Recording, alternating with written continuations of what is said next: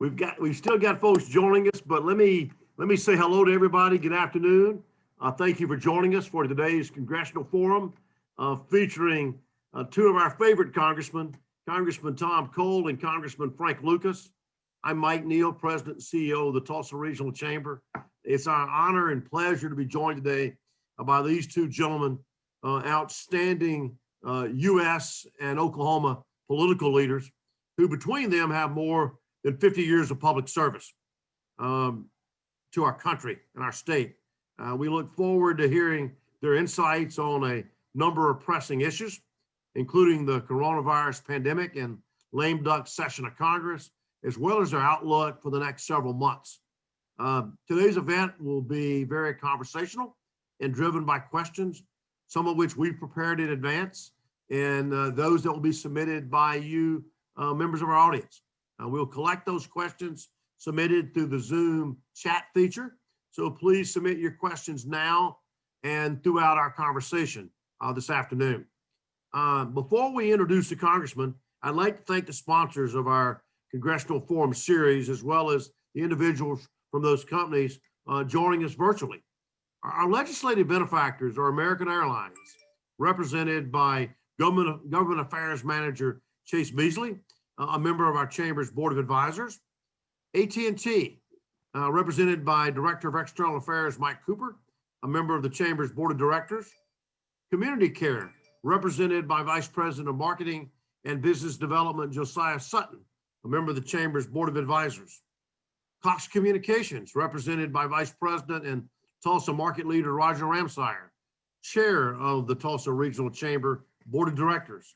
Grand River Dam Authority, represented by Executive Vice President John Weisskiver, a member of the Chamber's Board of Advisors. Public Service Company of Oklahoma, represented by President and Chief Operating Officer Peggy Simmons, a member of the Chamber's Executive Committee and Board of Directors. Quick Trip Corporation, represented by Manager of Government and Public Affairs Michael Junk, a member of the Chamber's 2020 Board of Directors. And Tulsa Tech, represented by Chief Communications and Economic Development Officer Tony Heberlin, a member of the Chamber's Board of Advisors. Our gold sponsors are the Cherokee Nation businesses, represented by Cherokee Nation Principal Chief Chuck Hoskin Jr., a member of the Chamber's Board of Directors, and the Robinson Companies, represented by President Joe Robinson, a former longtime member of the Chamber Board. We also want to thank our silver sponsor, Spirit Air Systems, as well as the corporate sponsors listed on your screen. Thank you all for making the Congressional Forum possible. I'd now like to pass it over to Chase Beasley from American Airlines to introduce our two distinguished congressmen. Chase. Thank you, Mike, and thank you to all the sponsors today, and of course, thank you to Representatives Cole and Lucas. Your work in Washington and here in Oklahoma is invaluable to our success, and so it's an honor to be here to introduce you both today. Representative Tom Cole was reelected by the voters of Oklahoma's 4th Congressional District last month to serve a 10th term in the U.S. House of Representatives. He is currently vice-ranking member on the powerful House Appropriations Committee and ranking member on the House Committee on Rules. Representative Cole has been active in Oklahoma and national politics for 4 decades, and is also one of 5 members of a Native American nation serving in Congress. Representative Frank Lucas, also reelected last month, to represent Oklahoma's 3rd Congressional District. He has served in Congress since 1994 and is the ranking member on the House Committee on Science, Space, and Technology. I think that's the fun one. And a senior member of the House Financial Services Committee, probably the less fun one. With the Congressional District covering nearly half of Oklahoma's landmass, Representative Lucas is a respected leader on issues as agriculture, innovation, and space exploration. Congressman, thank you for joining us. And we'd like to start with each of you taking about 5 minutes to give us your perspective on current events. And then we'll follow with Mike Neal asking several questions, you both. Representative Cole, we'll begin with you. Okay, thank you very much. Great honor for me to be here with all of you, and certainly to be here with my good friend of over 40 years. I may be the oldest guy in the House delegation, but the senior member is Frank Lucas. And for my money, before he's done, he'll have represented Oklahoma in Congress longer, honestly, than anybody else. The record's 32 years in the House by Tom Steed. I fully expect my friend uh, from Western Oklahoma to break that record. This has been an extraordinary year. I just asked you to think back to February. We had the hottest economy in the world and the most robust economy in America in a half century in terms of unemployment, generation in terms of consumer confidence, fastest wage growth underway since the Great Recession, and tilted toward the bottom end of the economic spectrum. So it was helping folks that needed help the most. And we were just coming out of impeachment. Now, when you think about all that, that seems like a million years ago, because obviously the arrival of coronavirus in January, but really for practical purposes in March, changed everything, changed politics, changed what was happening in Congress. The initial congressional response, I would argue, was actually quite good. Within about 10 weeks, we put together 4 bills, bipartisan in nature. I'm not going to tell you there wasn't some sharp elbows in bargaining, but they essentially passed the House and the Senate with almost no dissenting votes, and put roughly about $3 trillion into the economy. To give you an idea, we normally appropriate $1.4 trillion a year. So to do that was a pretty extraordinary feat. And I think it's one of the reasons why, as challenging as this has been, the economic numbers never got as bad as were predicted. And we're looking at a 6.7% unemployment rate here at the end of the year, not at 10 or 12, which is what predicted. We have positive growth. We have had for 7 months in terms of job creation. I think Congress on a bipartisan basis gets a lot of credit for that. I think we went off the rails, honestly, in May, when instead of sticking to working together, the speaker decided she was going to propose something she knew would be unacceptable to Republicans. $3.4 trillion bill, lots of policy initiatives in it, no discussion or bipartisan bargaining. She rammed that through the House. It was dead on arrival in the Senate. The Senate counter offered about $1 trillion. It's interesting to me. We're now a little less than that in what we're talking about. Basically, they're stalemated the rest of the year. And I think is my partisan conclusion, but that's because Nancy Pelosi did not want to give Donald Trump a victory going into the election. And I think that's a tragedy. That is a tragedy because millions of Americans have gotten less in unemployment. Thousands of small businesses have gotten less in help. Many programs, including vaccine distribution, have not been appropriately funded yet. That didn't have to happen. The President of the United States actually offered $1.8 trillion back in July and August timeframe. We're talking about $900 billion, certainly a robust amount of money today. But again, that tells me this was largely a political exercise, and I would argue it backfired. It certainly cost the speaker seats in the House, certainly probably helped Republican prospects in the Senate, and the presidential race, while it didn't turn out the way my friend Frank and I would like, probably, it was a lot closer than any pollster were predicting it was going to be. So, we're here at the end of the year struggling with 2 things. One, to finish the funding for the government, $1.4 trillion exercise. I think that's doable. Most of the bills have been negotiated, but there's a couple of big items above our level, some extra spending the Democrats are insisting on. It's got to be resolved. The second is that second coronavirus bill. Again, I think that can be done, but the speaker's going to have to be willing to accept less than she wants. And we're going to have to move and simply do the things where we agree in common. I think that's important to the economy. I think both President Trump and Vice President Biden have signaled the importance of getting it done. So that's the mad rush in the next 2 weeks, is to try and get those 2 things done and also finish up a National Defense Authorization Act, which we have on the floor literally later this afternoon. So a tumultuous year that's going to go down the history books. I'll guarantee you that. Nobody's lived through anything like this. We'll be debating its political impact for decades to come. But I do think it profoundly reshaped the political environment, that is coronavirus, in ways that were unpredictable at the beginning of the year. Thank you, Congressman Cole. Congressman Lucas. And my colleague, Congressman Cole, is exactly right on every point. But I would note first, Tom and I go back a long, long ways. Whether he remembers it or not, the first time we encountered each other was ironically at the Student Union at Oklahoma State University in 1980. Doesn't seem like that long ago, Tom, but in some ways it feels like that long ago. And nonetheless, a wonderful working relationship from that day to this. And in fairness, being the two senior guys in the delegation, I think we're examples of why it's important in a delegation as small as Oklahoma to work together, to work hard, to work focused. We have probably 2 more years in the minority, and if present trend continues, I'm fairly comfortable that we'll be back on the majority side. Right now, I'm ranking member of the Science Committee. We become the majority. I'm chairman of the Science Committee, I believe. My friend Tom Cole, well, he'll be ranking at something wonderful this time, and in 2 years' time could very well be chairman of the full Rules Committee, and shortly thereafter, chairman of the Appropriations Committee. An example of why members need to come here, work together, work hard, and work long for the good of Oklahoma. That's how you get things done in a body like this. Now, that said, I think all my friends in Metropolitan Tulsa know that I'm very fond of being one of your Metro congressmen.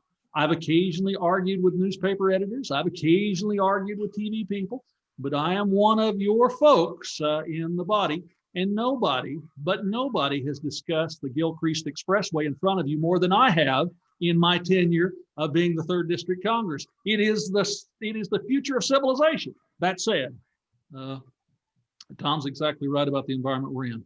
Final days of this session of Congress, it's time to finish funding the government for the coming year, and he is intricately involved in that process. It's the season to be done with reauthorizing the Defense Act for the coming year. It's the season to do a variety of things and go home and prepare for the new session. An example of how complicated the next 2 years is going to be, federal law says that we meet on the 3rd day of January. This year, that's on a Sunday to swear in at noon. Customarily, we would pass a bill in the final days of this session, moving swearing in to the following Monday at noon. But we can't do that because Chuck Schumer, the minority leader in the Senate, can't tolerate that kind of a bill, because if we adjourn at noon on the 3rd, but don't reconvene until noon on Monday, the 4th, he's afraid that Donald Trump will appoint hundreds or thousands of people in the in-between session. So they can't even adjust the date to swear in on Monday. You've got to understand, there are a number of frustrated people in this town right now. It's not Tom and I in the political sense, because we did everything we could and we surprised people, and we're going to get our work done. But if you were, in fairness, a part of the people who put up the $200 or $300 million or maybe more, and the day after the election, you didn't win outright control of the United States Senate, the best you can do is hope for a tie if you win both of the special runoffs in Georgia on January 5. In the House of Representatives, instead of a supermajority, you lost 12 or 13 seats. Speaker Pelosi will be speaker by maybe a single-digit number. Oh my goodness. And yes, depending on how you believe the final court cases and the final days will all sort out, if you wanted and hoped that Joe Biden would be president of the United States, you thought it would be by a landslide. And instead, it's come about in a way that this is dragging on for weeks and weeks and weeks. That's a taste of where we're going for the next 2 years. My friends who thought they'd be in the supermajority in the House, they'd have a landslide in the presidential race, they'd have a firm control of the United States Senate, and the most ambitious plans coming from that, it's not going to happen. As Tom alluded to, in the next 2 years, if the majority in the House can't work with the minority, if the other body can't take things into consideration, if whoever the president is can't work with the realities in Congress, very little is going to happen. But maybe what we do accomplish will be positive. It'll be productive. It'll be forward focused. So I'm eternally optimistic. But then, I'm a wheat farmer by training and by education. I put the crop in the ground on the assumption and the expectation and the plan and the effort that I'll harvest something. That's kind of the way I look at this next 2 years. In spite of the pieces that have been given to us by the voters, because they might have a sense of humor. I think we can make something happen. At least we can prevent the most dramatically bad things from happening. Maybe that's a victory too. And with that, let's visit with our friends. Thank you, Congressman Lucas. Thank you, Congressman Cole. We appreciate your initial words and initial observations. We've got a number of questions for you here. Our first one really has to do with interest from both parties in providing further coronavirus relief in a quickly approaching government funding deadline, potential for a very busy lame duck session, as you've referenced. What action do you expect Congress might take in the coming weeks? I'll start first. I'm not the appropriator, but I'll simply note it is necessary that we have additional COVID relief money to help get the economy through the coming weeks. I said on the Science Committee, we will have 40,000 doses, which means 20,000 people can be inoculated for COVID probably before the end of this month in Oklahoma. But that's just enough to begin to address the greatest need. And there's those kind of issues all across the economy. We have to help get to the point where we have that herd immunity. So more COVID relief, PPP protection money, perhaps even the direct checks, whatever, but we've got to keep the economy moving forward so that we can see the light at the end of the tunnel and be alive economically for it. Amen to that, Congressman Lucas. Congressman Cole. I think there's a good chance we'll get a coronavirus bill. I mean, both Biden and Trump have signaled to their respective things they want the bill, particularly Biden, who said, get something done. You know, I'll come back. And Pelosi's been the biggest impediment to this. And frankly, there's a lot of dissatisfaction in her own conference. A lot of people think they lost their seats because instead of having something to run on that we'd gotten done, they ended up having to run on messaging bills and impeachment. That didn't pay off in a lot of seats that Donald Trump carried, Oklahoma 5 being one of them. So I think the pressure's on her to get that. The overall funding bill, a so-called omnibus, always a lot trickier because we can keep punting the ball on so-called continuing resolutions. But we're actually pretty close. Most of the bills by most of the subcommittees on appropriations are done. We've kicked up, as it's called, to the big four. That's the chairman of Appropriations in the Senate and the chairman of the House and the two ranking members. A few dozen items. It's pretty easy to tell which way the most of them are going to go. So we can get a bill there. The question is just probably in the Senate, you may have some Democrats who want to wait till after January 5th to see if they're running the place or not. So that's hard to get. But, we're not going to have a government shutdown. We are going to get a coronavirus relief bill early. That means late December to early January, in my view. And we will get the funding of government through September done before the end of January of next year, perhaps sooner. This is a real critical week right now. As Frank said, we're in talks and discussions. I would tell you, again, appropriators, if they're left alone, will get the bills done. The problem is always some leadership priority on one side or the other, some presidential initiative or whatever. Appropriators just want to get the bills done so the agencies can work. You leave Democrat or Republican, you leave them alone. They're basically let's make a deal people, from the most liberal of them to the most conservative. They're almost all pragmatic, and they all know how to split the difference. It's these bigger fights from outside the Appropriations Committee every year that get in the way of funding the appropriations bills. Like my friend, Mr. Lucas there, who was chairman of Ag during one of our most contentious deals. The problem was never the Ag Committee. They could get it done. The Ag, leave it to the people that know the subject. They get it. It would be all these other people that had nothing to do with agriculture, but were angry about food stamps or work requirements or welfare for farmers or you name it. But they didn't actually know the subject matter. If you just leave the people alone to do the hearings and let them legislate, things work pretty well around here. If you don't, I would just tell you, the more leadership gets involved, and leaders there's too much power in my view in the speakership right now. They don't go to the hearings. They don't know the interests. They get caught up in ideological fights and the winning and losing. Whereas if you leave the committees, they produce good authorizations. We're seeing that today on the National Defense Authorization Act, and they produce compromise funding bills. And the country would be a lot better off with more of that. Mike, an example of that in the 2014 Farm Bill, both sides of the Democratic and Republican Ag Committee agreed to save $45 billion in the nutrition programs. We went to the floor, and my enthusiastically zealot friends on the floor worked so hard, we wound up only saving $23 billion. If they'd helped me much more, we wouldn't have saved any money. Sometimes that help is destructive. Just an observation. Great points, gentlemen.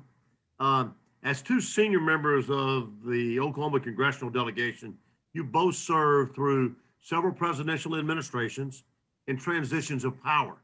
What do you think working with a Biden administration will be like for the next 4 years?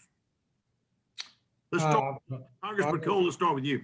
Okay. Honestly, probably less unpredictable than President Trump was, who, to be fair, showed up as an unknown quantity and whose job, who ran on, I'm going to shake things up in Washington, D.C.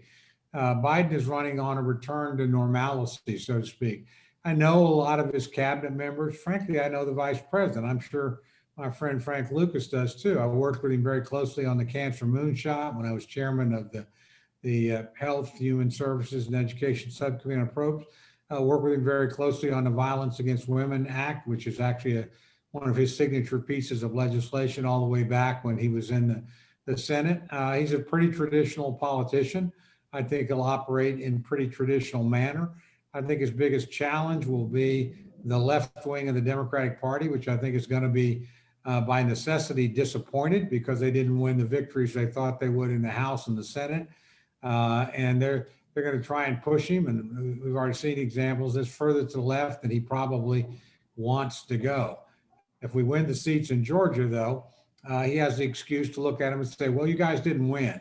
And I do have to work with the Republicans, and it does require Republicans to get anything done around here. So I see a more traditional thing. I do see a lot of Joe, I shouldn't call him Joe, Vice President Biden picked this up in the Obama administration. There'll be a lot of efforts to do things by executive orders and rules.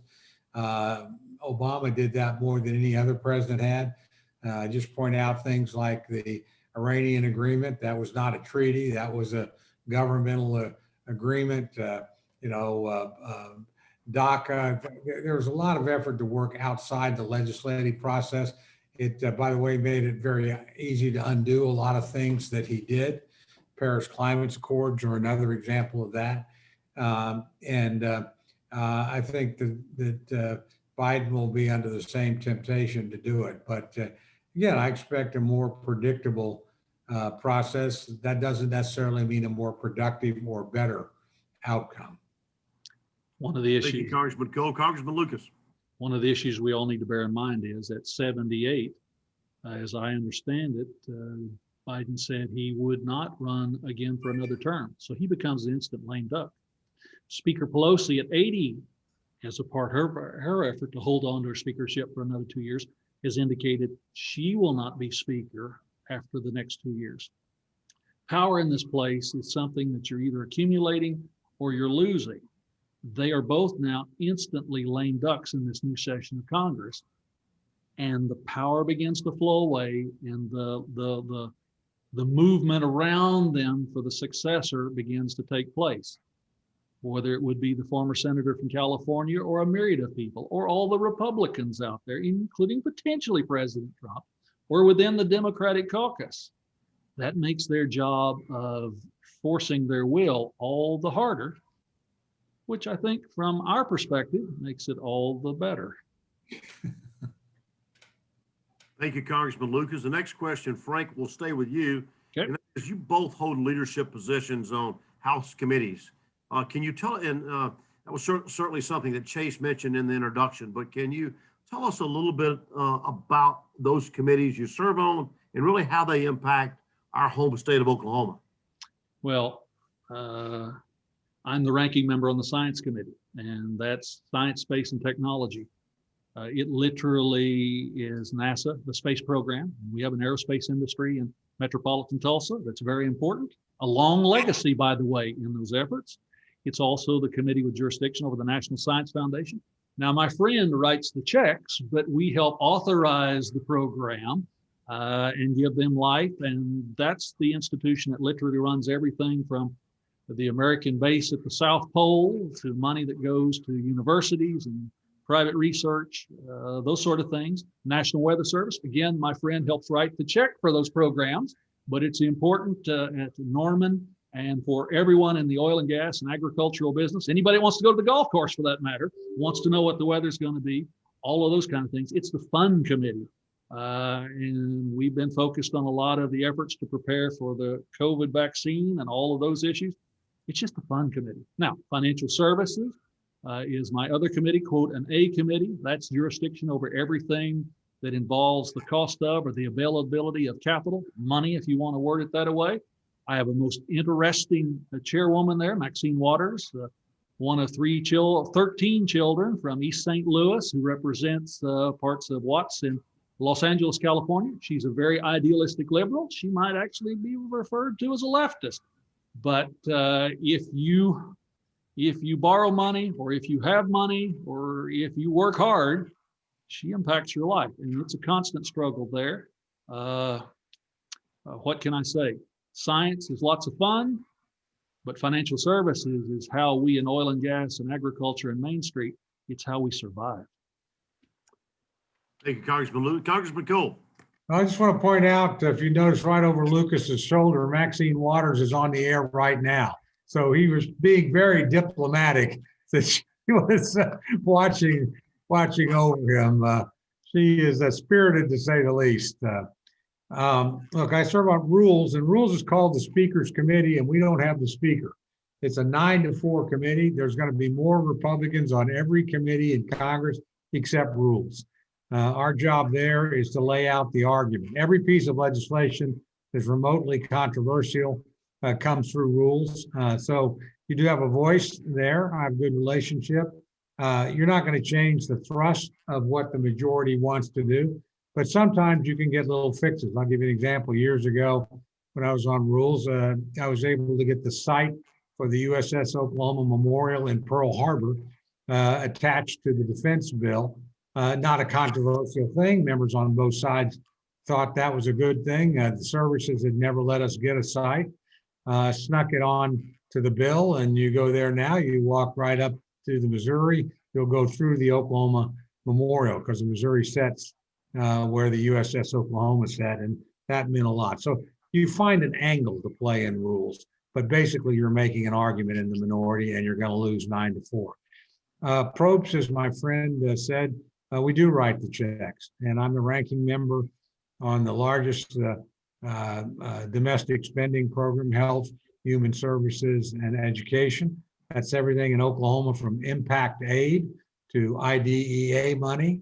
If you're interested in coronavirus, we fund the National Institute of Health, the Center for Disease Control. If you think we need more money, I set up the Infectious Disease Rapid Response Fund years ago, came in pretty handy in the last couple of years.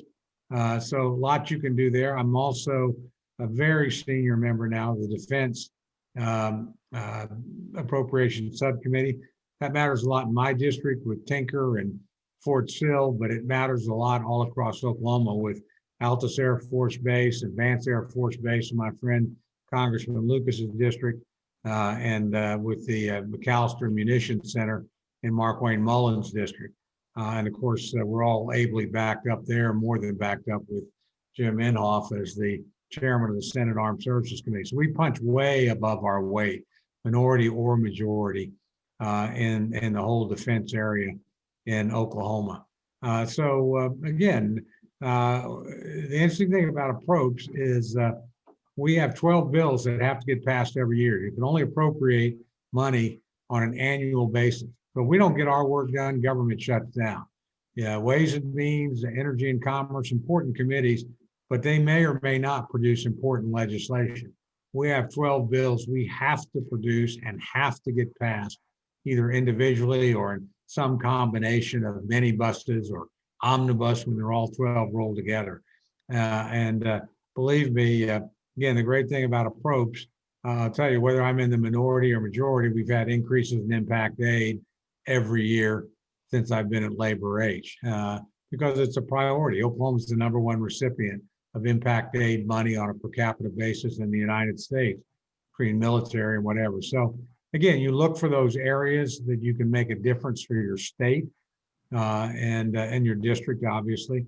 And approach is a good place to do that when you're in the majority or the minority. There's always a give and take on the Appropriations Committee. Thank you, Congressman Cole. As we move into 2021, all eyes are obviously focused on several promising vaccines, with reports of a first dose arriving in Oklahoma as early as this week. What will the vaccine distribution process look like as we head into the new year? Congressman Cole, let's start with you. First of all, let's give credit where credit is due. The most extraordinary achievement, maybe in modern human history. I was talking to a group of scientists at the National Institute of Health. We fund them out of my committee. And one of them made the point that your constituents understand this is the biomedical equivalent of the Manhattan Project, except we did it faster. The fastest creation of a vaccine in human history is 4 years. Now it's for the mumps in the late 60s and early 70s. The average one is 8 to 15 years in getting done. This is vaccine distribution on a global scale beginning this month, less than a year after we had the genetic sequencing. And it's been an unprecedented cooperation of biomedical research institutions like the NIH, CDC, the pharmaceutical industry, much maligned, but spectacularly successful here, unlimited federal resources thrown at these problems, and an unprecedented approach where we did things simultaneously that we normally do sequentially. So, I mean, this is a big deal, and it's sad that it happened in a political year where nobody wants to give anybody any credit, because this one with the President of the United States and Alex Azar, Department of Health and Human Services, and again, all the pharmaceutical industries and our friends over at the National Institute of Health, like Anthony Fauci and Francis Collins, all deserve gold medals, because what they've accomplished is going to save millions of lives and keep tens of millions of people from becoming ill. The distribution is unprecedented. There may well be problems there. It's a tricky vaccine. At least the first couple, call for very unusually difficult methods. They have to be kept at, like minus 70 to 90 degrees. Not everybody has those facilities. We're hoping some of the other iterations that are coming online, because there'll be multiple vaccines, will be easier. That'll make it a lot easier in the third world. Let me make a prediction. Nothing this vast goes exactly as planned, although I feel really good about the planning, and I think it's going to work very well. Remember, the thing I would say, some of my Democratic friends have already been critical. I noticed the president's coronavirus team, well, they don't know if they have everything they need or whatever. Look, this will go better than the Obamacare rollout, I promise you that, which was one of the greatest botched undertakings by government of all time. So I think by midsummer, June to July, every American that wants access will have access to a vaccine. And I'm hopeful that everybody on this call doesn't wait around. The minute you have an opportunity to take it. Be an example to those of you that are CEOs and business leaders, to your workforce. It's really important we distribute this rapidly. If you want to build up immunity, everybody has to participate. And you can protect yourself, but the more people that do it, the more we protect other people as well. And so critical to the economy that everybody step up. I was even hopeful that, frankly, the best thing could happen in this country would be if Donald Trump and Joe Biden both took the vaccine simultaneously on a national television show. I would propose that as the act of ultimate bipartisanship.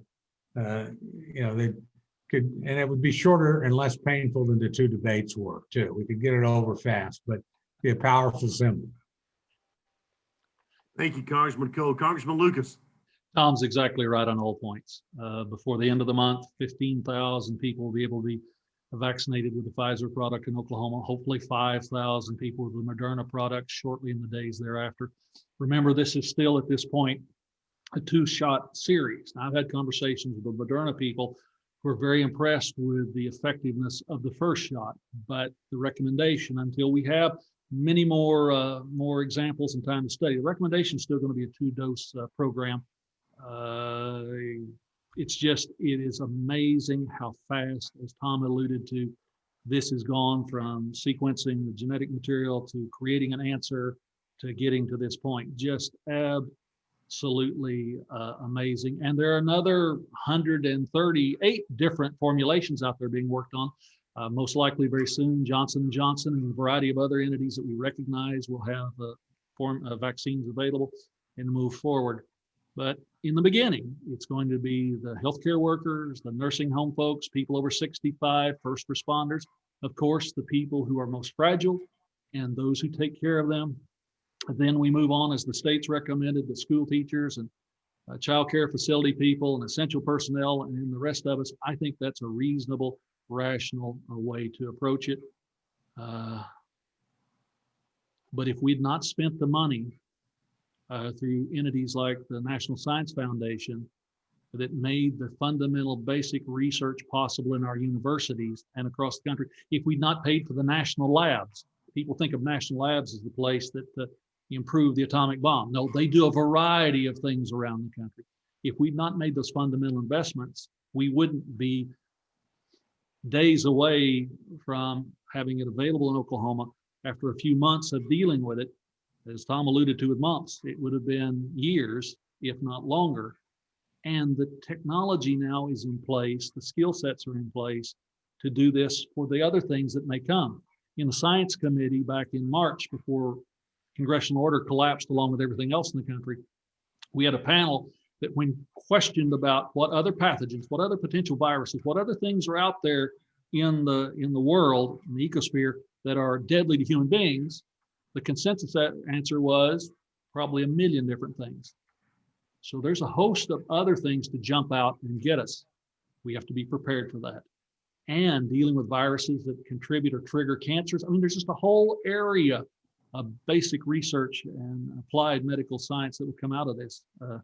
We spent a lot of money, as Tom said, biggest thing since the Manhattan Project that created the atomic bomb. But I would argue every penny well spent, and the 50 years of research money before that to be ready for now, every penny of that well spent too. That's a big part of what I do in the Science Committee, is just try to get across to people what's going on, where their money's going, and why they should be amazed. Because sometimes we get caught up in the other things around us, and we miss the most amazing things in our country and in our world, for that matter. Thank you, Congressman Lucas. Congressman Cole, this goes to you. We at the Chamber are blessed to have a really strong tribal partnership and engagement. We've got 3 Native American chiefs who serve on our chamber, as well as our Economic Development Board of Directors.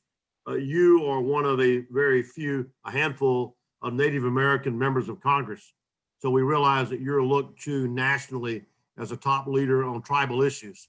Can you tell us about your efforts to make sure that tribal nations were supported throughout this pandemic and are supported in the future? Well, thank you very much, Mike. Actually, it's a great story to tell.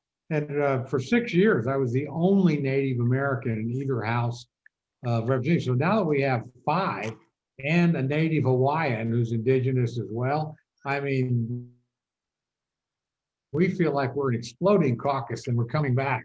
It's evenly matched. We have 3 Democrats and 3 Republicans. And I used to joke when we had 4, we had 2 Republicans, 2 Democrats, 2 women, 2 men, 2 Indians that looked like Indians, and 2 Indians that didn't look like Indians. We were about the most perfectly balanced caucus. We still are. This was one of the big underreported stories that Oklahoma was a huge beneficiary of. In the CARES Act, which was the biggest single response to the pandemic, $150 billion was set aside for help to state, local, and tribal governments. Tribal governments got about $8 billion. That's the largest transfer of wealth in American history from the federal government to tribal governments. And by the way, in Oklahoma, 2 examples, that Cherokee Nation in your neck of the woods had a fantastic article in the Science magazine Stat about what they had done with the money and how far ahead of almost everybody else they were. Forbes this week published something similar for the Chickasaws. $8 billion doesn't sound like much in a $150 billion pot, but you have to remember the Native American population of the country is about a little over 1%. So this is one of the first times tribes, which are harder hit, by the way, and tribal populations than any other population. If every Indian tribe were a state, the 5 highest states in terms of infections rates would all be Indian nations. And so I'll give you an example. New Mexico, about 11% of the population there is indigenous, over 35% of the deaths. So the kind of statistics you hear for the African American community, Latino community, are also very, very true in Native American communities as well. So the need is great. It's a population with lots of healthcare issues, underlying conditions, and frankly, it seems to be more susceptible to the coronavirus. That's not new in the history of infectious diseases in North America. Out of that $8 billion, I'll let you in on a little secret. 1.8 billion went to Oklahoma tribes. That compares to about 1.3 billion for the state from the other pot of money. So Oklahoma benefited enormously. Most of those tribes, particularly the big ones, by the way, have run programs that benefit non-tribal members. I know in Chickasaw country, Cherokee country, you don't show up with a tribal card to get tested. You just come in and be tested. Their populations live amongst the other population. So they have been very generous in taking these dollars, and they've used them very well. So I won't tell you everything was perfect, and we particularly have isolated reservations and undermanned Indian health services. Fortunately, our biggest tribes all run their own health services. The Cherokees, the Choctaws, the Chickasaws, the 5 tribes themselves, by the way, are about 75% of the native population in the state. They run their own healthcare programs, and they put money on top of what they get in the Indian Health Service, and most of them deliver a far superior product than you can get from the Indian Health Service on a normal reservation. And that's been a decision of very enlightened leadership at the tribal level, where they've taken some of the money that they've made and said, we're not dividing this up, we're going to spend this all on healthcare. I think particularly of the new Cherokee Healthcare Center, Tahlequah, which will pass my beloved Chickasaws and be the largest Native American built healthcare facility in America. And we have comparable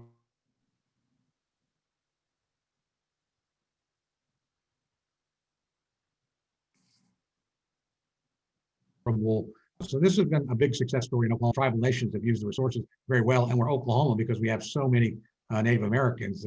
Roughly a tenth of the Native American population lives in Oklahoma. We benefited more than any other state in the country from those set-asides.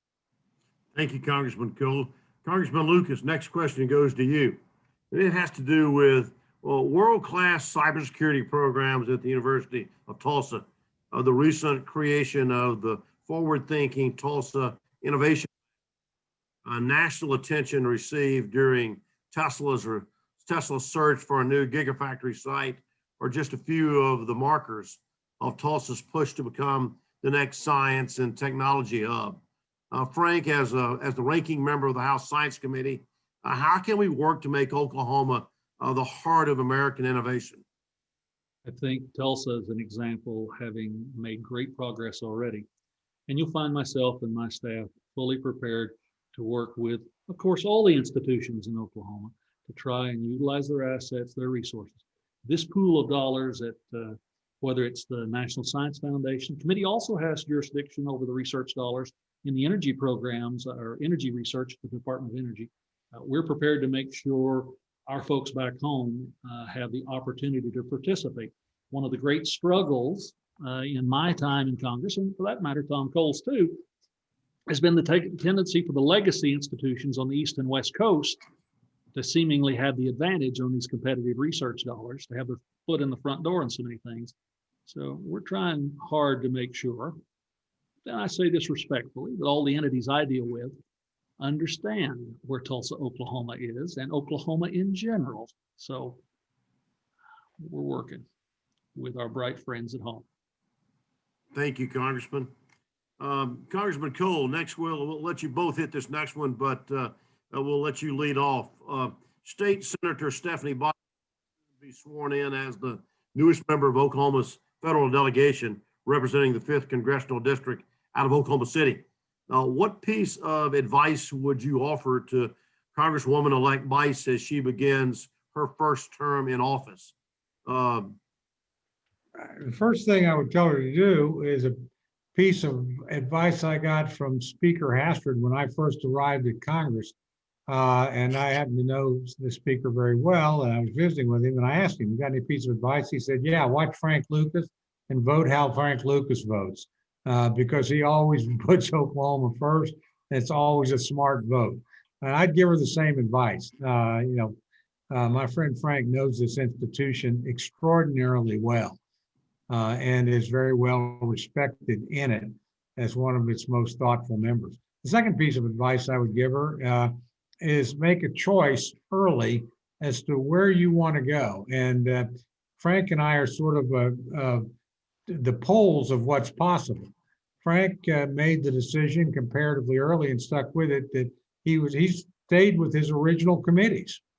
And because of that, he got to chairman status faster than most people do. And on an ag committee, which is very important for our state, he now will be, if the Republicans take the majority, which they may well at a midterm election, be the chairman of the Science Committee. He's an extraordinarily senior member of the financial services, and that's probably his next target down the road. So getting to where you want to go early. I knew when I got here I wanted to be on the Appropriations Committee, but we already had an appropriator, and I didn't manage to get there until after he made the decision to run for governor, and that cleared a spot because 2 appropriators on a state delegation of only 5 members is hard to justify. But it's put me in a position where I want to be. I mean, you really do need to think through where will you be happy, because we have a vested interest. It's not popular to say so, in people staying here a long time. Nobody in the first 6 years, I will just say with all due respect, I always tell them the only thing you do in the first 6 years is things that other people let you do. They literally say, "Oh, let's let so-and-so carry this bill. Well, let's let so-and-so do that." You're not around 8, 10 years minimum. You're not going to be very effective here. You'll be a good vote. You'll be a good voice. But to really know the institution, get the position where you can move something, you have to invest the time. And if we were in Oklahoma where everybody was under term limits, they would be different. We're not. And we're a small state. In the big states will always have members on appropriations, energy and commerce, ways and means. Any committee, if you're California, you have members on every single committee. We don't. There's only 5 of us. We can't cover the gamut. So we got to work together. We got to stay smart, and we got to spend the time. Our biggest problem in that 5th district, in my view, and these are all great people, but Mary came for 4 years, and then she went to be governor. And then Langford came from 4 years, and he went to be senator. And then Russell came, and he stayed there, 3 terms, and he's gone. And Kendra Horn is gone now after 2 years. We need some stability in the 5th district. That is somebody that will come and spend the time, pick out the right spots, and do. Ernest Istook was there for Frank, 92 to 14 years. Long time. Spend some time. And my friend Frank has spent some time. I spent some time. I think that's made us a lot more effective. I'd give the same advice to younger members. Don't come up here for a cup of coffee. Come up here for a career, and come up here. Otherwise, you're really not going to serve your people or your state very well. Thank you, Congressman. Go to Congressman Lucas. I agree with everything Tom said, and I would add to that simply a couple of points. Listen. When you're here, listen, learn, pay attention. This is a unique institution full of very dynamic people who represent all sorts of backgrounds around the country in their districts, who've lived all sorts of lives. Listen, listen, listen. And in the second bit of advice, I would give a new colleague would be the exact same piece of advice in front of this very chamber group a few years ago when you were on the verge of getting a new member of Congress that I gave that day to whoever it was going to be.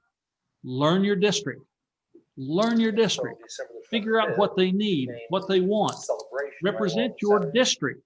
Do your part to be a good member of Congress for your constituency first and foremost. You are entrusted by 750,000 people to be their voice, their activist, their defender.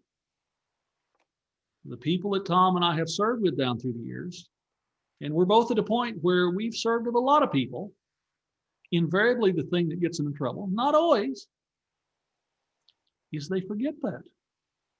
We are hired by the folks of our district for 24 months to be their person up here. And when people start using it to run for this or to do that or the next career, or they like sending the Christmas cards to their distant relatives, whatever, when they deviate from that, they go away. And we have to start all over again, as Tom alluded to. Exceptional words there, Congressman. Thank you. We've only got about 5 minutes remaining, and I will go back to Chase Beasley from American Airlines to ask the final question. Chase? Thank you, Mike. Thank you, representatives, for your insight. It's been a great honor to listen to this. The last question here.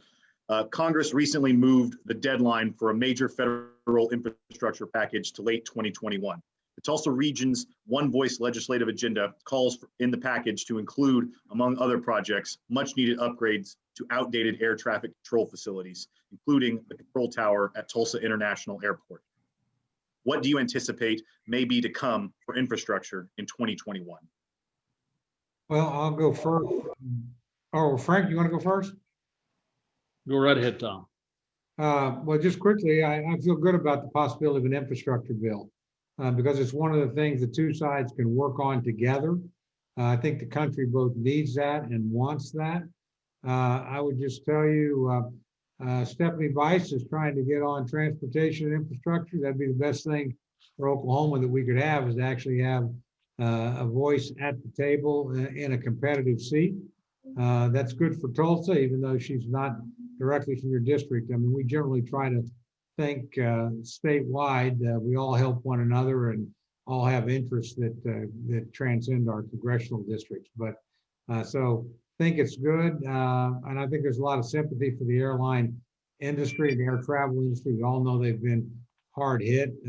Thank you, American, by the way, for what you guys have done, just hanging in there in what's got to be the toughest year of your career. And such an important institution for our state, given the employment base it has statewide, certainly in Tulsa with the maintenance center. Well, let me say, Congressman Lucas, you're next.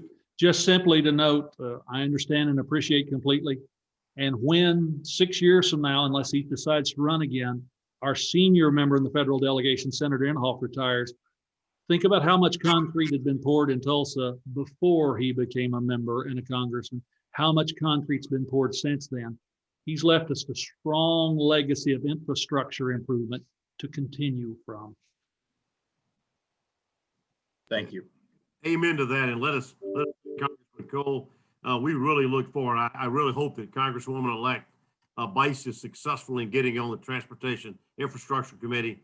All the members of our delegation have been very supportive of our region, our 20-county region, in their priorities, the One Voice priorities. And so we hope she is successful. Hope you guys will do everything you can to help her get there, and we'll look forward to working with her as well as each of you. Well, on behalf of the Tulsa Regional Chamber and our 75 regional One Voice legislative partners, thank you for the leadership that you two gentlemen continue to exhibit, the professionalism, the bipartisanship, and the good common sense that you two gentlemen bring to the table and bring to our nation's capital every single day. We appreciate the friendship, the partnership you've had with our community, our chamber, our region. and we're so excited about looking and look forward to working with you in the coming year. Again, I'd like to thank our sponsors of today's event, our gold sponsors, Cherokee Nation Businesses and the Robinson Companies, our silver sponsor, Spirit Aero Systems, for their support of our Congressional Forum series. Anyone who came in late on this Zoom or maybe called in by phone and would like to share this event, a recording will be posted on the Chamber's YouTube account this afternoon. Before we adjourn, I'd like to make sure you have a very important, actually two very important dates held on your calendars.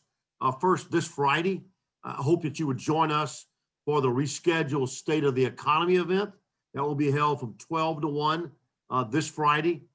Please register at tulsachamber.com/events.